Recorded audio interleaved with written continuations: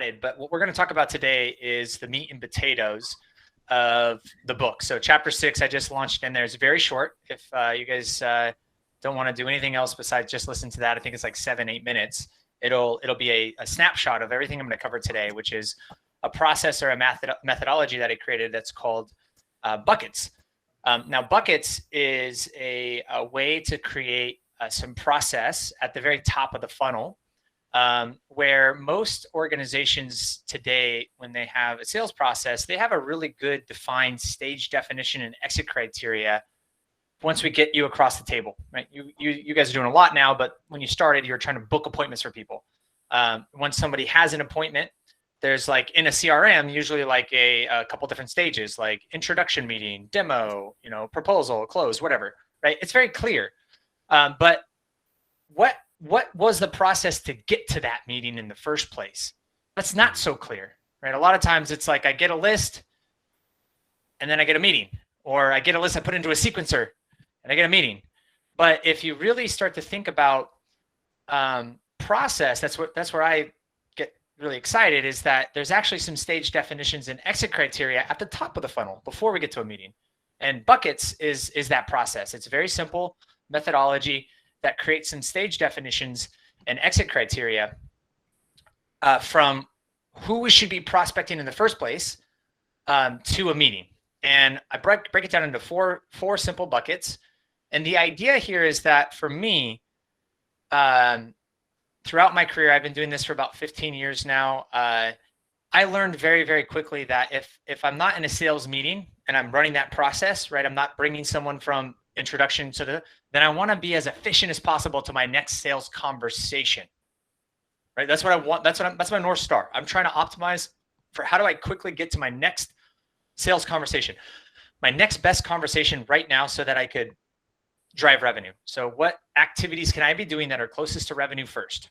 And what buckets does is it defines that process for us. So there's 4 buckets. And when I think about these buckets, I want to be very clear in my day of where I focus my time, energy, and effort. And over time, I'm going to start to work these backwards. So the first bucket that we have at the very top of the funnel is the list itself, right? It's the uncontacted prospects at companies that we have a hypothesis that we think we can do business with. Some people call this an ICP. Some people call this our buyer's persona, whatever it might be. I call this a swim lane. And that first bucket is uncontacted. So the first bucket is uncontacted. And the first definition here, whether you're inbound or outbound or whatever, all bound, it doesn't really matter. This very first bucket should only include people that we believe from our hypothesis we should be spending time with. Okay, so whether it's inbound or outbound, first thing I'm going to do is this a company that I think I can help? Check their freaking website, do whatever. Like if they look bad, just get them out. I don't need to do any work towards them. Like just DQ them out, right? Uncontacted, even before I do anything, I can look at them. The power of digital. Especially now, we have all the data at our fingertips. Get rid of the crap.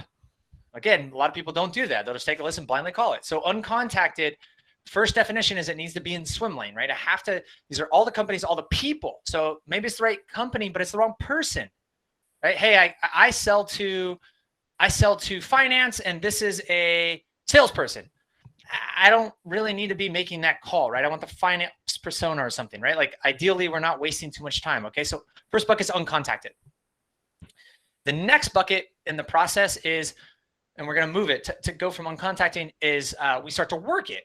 And as we start to work a lead, what we're looking at is, can I actually potentially reach this person? Okay. So the first is hypothesis. Yes, this is someone I want to reach. The next is, can I reach them? And as a sales development rep, we have pretty much 3 channels at our disposals, right? We have phone, email, and social. But we're going to move into working. I can actually start to work this lead, uncontacted to working, when I do this. There's some work in here, but it's the validation process, right? Like in order for this record, again, in swim lane, right contact, right person, in order for me to work it, I have to make sure it's workable. Workable means if it's a phone, It gets to a working phone number. So working phone number defined as I get to their voicemail. If I cannot get to someone's voicemail, again, I don't use that channel anymore. If I can't get to someone's voicemail, it's probably not worth calling. And I'll share some data around that later if we have time, or follow me. I geek about this stuff all the time. But if I can't, it's a waste of freaking time. If I can, well, then I can keep working it. If it's email and I send an email and it bounces, well, I can't work it, right? I'm not going to keep trying to send the email. It's pretty straightforward, but some people don't get that. They'll keep sending emails that bounce, or I don't know. If it's, I actually like for email, I like to make sure they open, like if you have technology to open it, because then I can actually spend some more time personalizing, right? Like if they open, but they didn't respond, like now I'll spend some more time because I saw that they open and it's not just some, I don't know where it's going. For social, like, are they active, right? So those are the 3 channels. I focus primarily on the phone, but the idea is when I move from uncontacted to working, I have to make sure it's workable. And if it's not, I get it out, right? So if I can't get to their voicemail here, they're gone. If I can't get the email delivered, obviously it's gone. If they're not active on social, I'm not going to spend any time there. Okay. The next bucket is, all right, I've reached them. Right now, if I can reach them in the channel, well, now I'm getting somewhere. This is what I call a priority. Okay. A priority is in the swim lane, in the channel, I can reach them. So if it's the phone, they picked up the phone before. Now, it doesn't really matter what happened here. Like most people will do is they just take a list, they call the list, they pick up, not interested, bam, not interested, never call them again. Oh, that's a bad idea. It's a really bad idea because you now know that that person picks up the phone. And most people, when you call them for the first time, super busy, they don't know who you are, whatever, and they don't really hear anything you said anyway. And a lot of reps get rid of, they said they weren't interested. Oh, it's a tough call. I got to get rid of it. No, that's actually the most valuable lead we have right now. I now call this a phone ready lead, someone who picks up. If you didn't get there, very, very, very valuable lead. Same thing with an email. Someone responds, hey, I'm not interested, whatever. Well, now you know they respond via email. What were they not interested in? You didn't get much from them, but you know they respond via email. I can later follow up, spend some more time writing a better email and getting in front of them. I now know that this is a priority email lead. They respond there. I can engage with them. And then if it's social, like you're in there, you're DMing and you got some conversations or whatever. Again, I focus most of this on the phone because that's the hard part for people to understand. So priority is they picked up. Okay, if they picked up, they pick up again and again and again. This is the most important bucket. And this is where most people kind of lose out, because the last bucket is a meeting is scheduled, right? They agreed to meet. So what most people do is they take a list, they call the list, someone picks up, they hope to get here. If they don't, it's gone. But now we have 4 buckets. And this bucket is focused on the stuff that's closest to revenue first. If I'm going to start my day today, and I'm an SDR that's responsible for getting people to show up to meetings, well, I'm going to start here and I'm going to confirm my meetings. If all I do today is confirm my meetings, did a pretty good job. It's the hardest thing to do in the first place. And show rates are like terrible these days. Let's focus there. Let's make sure they show. If they're not going to show, let's get them rescheduled. If they're not going to be a good fit for some reason, let's get that justification and let's move on so we can get smarter at the top. Then we finish that bucket. We move to priorities. Why do we move to priorities next? Well, these people picked up before. So for making calls, what will happen is a working lead. So in this range over here, the average connect rate on a list is going to be something like, let's call it 5% for lucky. We don't know yet. Like make 100 dials, I talk to 5 people. The connect rate here is going to be 25%. So if I'm going to go and make calls today, first I confirm my meetings. Where's my next best shot at converting a meeting? Well, the sales start at a conversation. So I'm going to focus on how do I get the most conversations first? Well, I'm 5 times more likely to get a conversation here than here. So let's start here. And when I start here, not only is that connect rate going to be higher, but also you could see a 2 to 3x increase in your conversion rate. And by doing that, the script here is super simple. Hey, David, we spoke on the 11th. Sounded like I caught you at the worst possible time. And just shut up. Let David talk. Yeah, you sure, did. what's up? How do I help? How does it work? Right? Catch you at the worst possible time.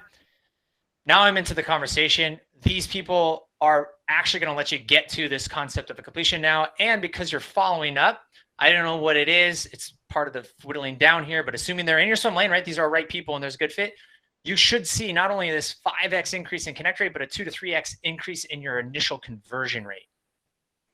So that's why we focus on priorities, even the hard ones. They say that the bad ones that are like, hey, this is a terrible time, click. Oh, another fucking salesperson, click. Like that type of stuff happening, you'll still see this in the math. It's crazy. So we're going to focus here, right? The hardest calls are usually the best ones, okay? Then once we finish that, we move up to working. And working is, you've already slugged through the bad stuff. You're not going to call numbers that are disconnected. You're not going to call the fax tones that hurt your ears. God, those ones suck. You don't have to go through the infinite loop of death, I call it in cold calling, where, you know, they have all the dial tree options, first name, last name, speak to an operator, and there's nothing. You spend 15 minutes going nowhere. You don't have any of that here because you've worked the lead, you've documented the path, and you can quickly get to more of these. Okay, then once you finish those, then you have to go slug through this shit, right? Like that's what's going to happen. That's part of the process. But now you have really clear stage definitions and exit criteria, and you're going to work these backwards. Over time, you want to get this priority bucket somewhere in, if you're a full-time SDR, if you can keep this at 100, you're like, sales is so freaking easy. Imagine making 100 calls a day. Sounds crazy for a lot of people, but it's easy when you work the buckets. 100 calls a day to people who pick up at 25%. That's 25 conversations, right? 100 calls a day at 25% connect rate. And if your average conversion rate is 5%, which isn't great, right? Now you get it to 10 or 15%. 25 at 10 is 2.5 meetings. And that's just working your priorities. And because the path is documented, you can blaze through these leads pretty fast. Lots of quick conversation, lots of learning, lots of referrals, lots of goodness here. So you want to target this at 50 to 100. Now all of a sudden sales is easy. You got a good 2.5, 3 meetings a day, like clockwork. Okay. Now, once you finish that, you can move up to working. And this piece here is going to be a function of whatever these connect rates are in your conversion rate. You know, you're just going to be backfilling, right? So there's a reciprocal of whatever this is, whatever your math is here, to make sure that this number is big enough to keep this flowing. But at the end of the day, once you get this thing rolling, once you get this process rolling, you're going to get to a point where an average rep might book a half a meeting a day. You're consistently at 2.5, 3 meetings a day. No technology, no automation, none of that. You're just simply focused on starting with people you think it can help and being very tight with only allowing those people through that funnel as you go. This will take you 30, 45 days. And now all of a sudden, sales is fun.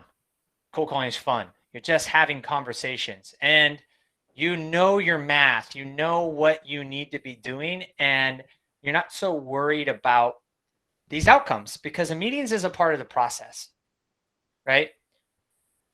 I am only converting here at maybe 5% of here. Everyone hates that because, you know, you have to make, you know, you have to talk to 10 people to book one, or 20 people to talk to book one. And it sucks because you have to slug through 9 or 10. It feels terrible. But the reality is, like, every single one of those potentially are future opportunities if done correctly. So that's my little spiel on buckets. I normally had like 30 minutes here. So got a chapter on it. I want to open it up for some questions. And of course, David, if there's anything else you wanted to cover today, hopefully this was a good little starting point with some open Q&A too. So firstly, thank you, Ryan. That was awesome. It's very, very pertinent because everyone here either has or does cold call daily. Okay, any questions before I give my 2 cents or what have you, but any questions from the team just from what you've seen today? I have a question. I love what you're saying, the hard calls are the best calls. So that I'm not interested, don't phone me again, take me off your list. For us to, they've answered the call, so it's a priority. So you suggesting we leave it for a couple of days and then reach out again, even though they've said take you off the list, we're not interested. We know they answer the call. Well, so there's an art to this, right? So how many people are telling you to take you off your list versus just hanging up? Quite a few. Well, that means you need some help with you need some coaching, because there's either something off on the target message. So there's three things that are happening. It's either the list, it's either the rep, or it's the message. If you're getting a lot of people to tell you to take you off your list, it's probably not you. You've got energy, you've got an accent I want to listen to. It's probably not you. So it's either the list or the message, because that shouldn't be happening very often. It's the same thing. Like I have data that shows everyone's like, oh, so blocked by gatekeepers. I'll show you right now. I have all the data that shows you that like a true block by gatekeeper is only really happening about 2 or 5% of the time. So if you can't actually ask someone to transfer you properly, then you clearly need some coaching, because it's not that difficult to just ask for someone's name and they'll patch you through.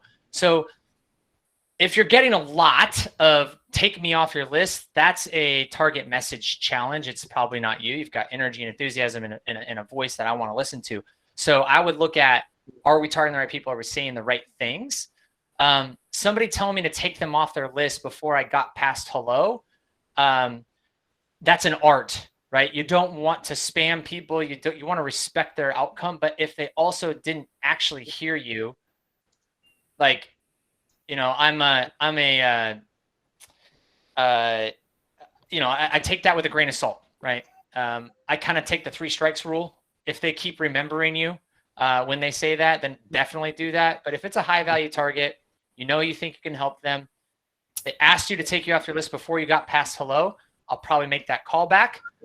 But I'm going to respect that. Like, take me off your fucking list is very different than take me off your list, click, right? Like, that's just like that's a bad response to someone that's probably having a bad day. Maybe they're super busy and they just want a salesperson off. You're not a salesperson. You're there to help. And you're a salesperson, but like, you're not like everyone else. You're not everyone else's salesperson, right? You're there to help. And if they don't hear you, well, then in my opinion, I want to take another shot at that. Now, again, there's an art and science here. I don't want you to keep spamming people if you're really getting that, but you shouldn't be getting that very often if you have the right structure for getting past hello. So Nicole, hopefully that answers your question. There's a lot there to unpack, but that's where I would go with that. Thank you. Yeah. Helped a lot.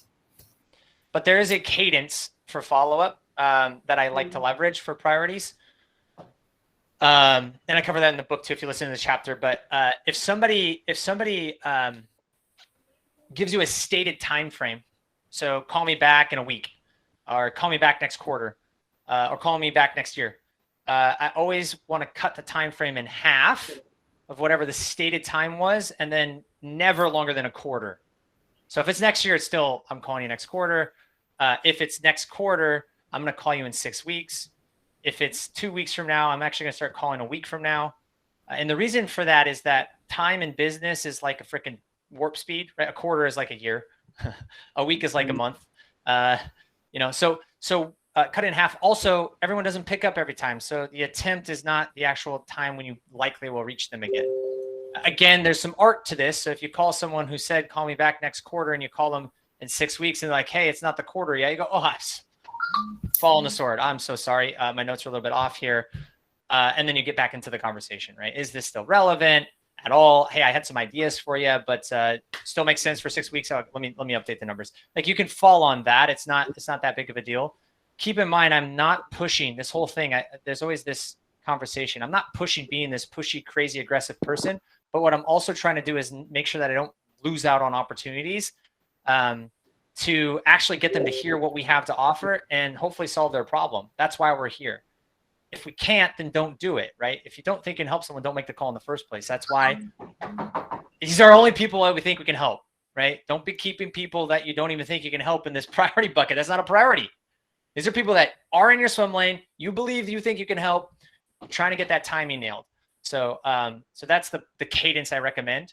If there's not a stated time frame, then 3 to 5 business days at the longest, right? And that's an art. Like, how aggressive were they? Do they sound busy, like super busy and upset? Like, the reality is, the best calls you've probably ever had, I have these all the time, 20, 30-minute cold calls. They're really into it. You're having you have candor.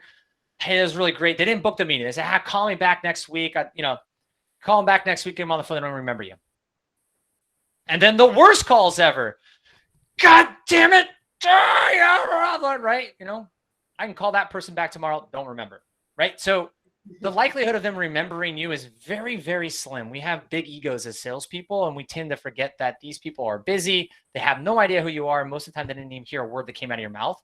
So, it's about your confidence in your representation of the brand that you're presenting. It's a little different because you guys are working with an agency. So it's not like you have the same conviction as if you were selling for your own, your own company, right? So those are sometimes the challenges there, but that's also feedback that you'd want to provide back to the customer. Hey, this list doesn't seem to like what you have to offer. Fix your stuff, right? So that's the cadence piece of it. Great question. If I may ask something or say something, Ryan, I keep on hearing you say, don't phone someone unless you think you can help them. That's right. Often a big part of the problem is our mindset going into a call.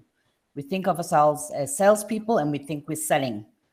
When you think you're helping someone, it changes perception, it changes maybe perspective, and often you come across a lot better than if you're just thinking you're a salesperson. Absolutely. 100%. 100%. A lot of value in those words. I can help you. Lesson number one. No one cares about your product or service. Solve a problem or go away. If you do not believe that you can help them in some way, shape, or form, you don't understand why or how you can do that, learn that before you make the call. It's going to completely change. It's going to completely change the conversation. Yep. The difference between me phoning someone with this intention of getting some outcome versus me calling and saying, the work that I'm doing is helping people just like you in this way. Is that something you'd be interested in learning more about or having more of a conversation about? It's a very different conversation. Very, very, very different conversation. Great, great feedback. Perfect. Well, Ryan, this is super, super helpful. Everybody, we've got to move in about 3 minutes to the next one. But firstly, I think we could all benefit from taking a read or a listen to Outbound Sales No Fluff. I think that there's some really strong points here, and I just want to kind of highlight from our side as a process. This is why we do. We have the human verified teams working through the data. That's why those those bridges, those call extension paths, and all those kinds of things that you see matter to get you to that point where you can, have a much higher chance of getting through to somebody. That's why, when you see that it's their direct number and the outcome was, reach the target or what have you, that's where you want to, at least on outbound, prioritize attention. I think just one other point just to layer on this is many of you are on mixed campaigns, inbound and outbound. Mm. And within inbound, there's all sorts of layers, right? Like a website demo request, hey, please sell to me. That's like as hot as it gets, right? So how you spend your day and prioritize your day will have a massive impact on your outputs as well. And I think that's just just something I wanted to raise as well from our side. But yeah, some super, super helpful and really relevant feedback, Ryan, and great points here. Fantastic. That went really fast. So having fun. I felt like I was talking too much, apparently. But I guess I just like hearing my own voice. But if anyone has any questions, again, the book is really short. There's some really good follow-on interviews that people came in and asked questions and go a little bit deeper into some of the stuff. But if you go all the way back in that podcast, I sent chapter 6 for buckets, but there's like 8 short chapters. It's probably like 30 minutes of content. If you want to listen through it, it'll give you the perspective of how I think about outbound, and all the things I covered today are broken down into this simple process. If you start to think about your day, as David said, around, hey, how do I efficiently get to my next best conversation? That's what it's all about. My next best conversation as efficiently as possible. Some of the things I shared today are going to be a game changer. And it's about those little micro improvements on that efficiency to conversation. That's going to really help. It's like multiplicative in terms of the efficiency to success, right? The more conversations we have, the more successful we'll be, the less pressure we feel like we have to convert someone today. And You'll feel it. You'll feel it in your soul in 30 to 45 days without having to go buy fancy tools. You can just have what you have already in place. And hopefully this helps. If anyone has any questions, feel free to connect with me on LinkedIn. Reach out. I'm always available. Thank you so much, Awesome. Ryan. Thanks, Thank Ryan. you. Thank you, brother. You're a Thanks, legend. Ryan.